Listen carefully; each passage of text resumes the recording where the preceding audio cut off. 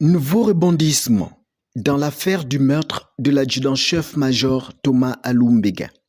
Militaire gabonais en service AOM lâchement assassiné en novembre 2011 au village Ebang, situé proche de Mongomo, en Guinée équatoriale. Depuis 13 ans déjà que ce dossier sensible fait couler beaucoup d'encre et de salive, rien n'a été fait pour établir la vérité.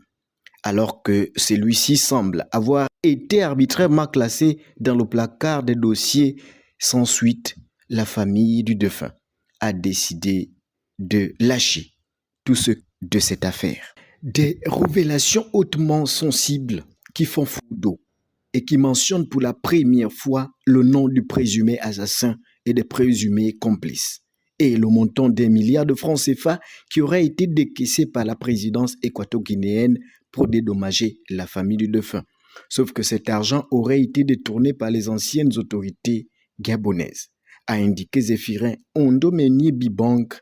dans une déclaration et un courrier adressé au président de la transition. Courrier intitulé « Ma part de vérité sur l'assassinat à Mongomo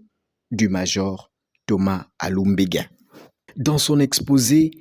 le membre de la famille du militaire gabonais indique avoir été au cœur de ce dossier pour avoir pris part aux différentes démarches et aux réunions initiées entre les autorités équato-guinéennes et gabonaises.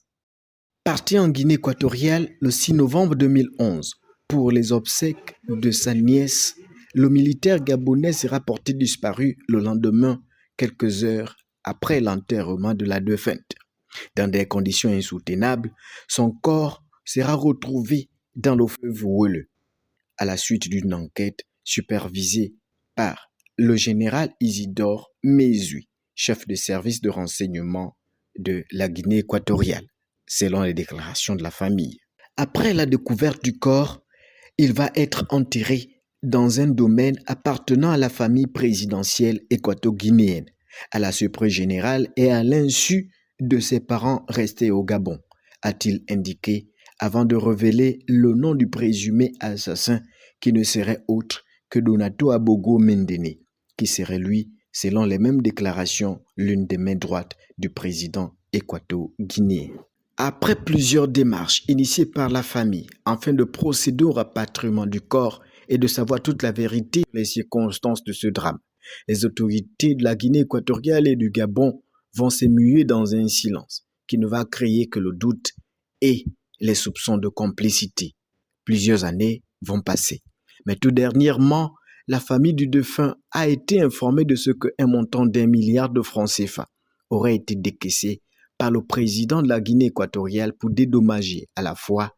l'État gabonais pour la perte de son soldat et la famille du défunt, notamment les deux veuves et les orphelins. Sauf que cet argent aurait pris une autre destination,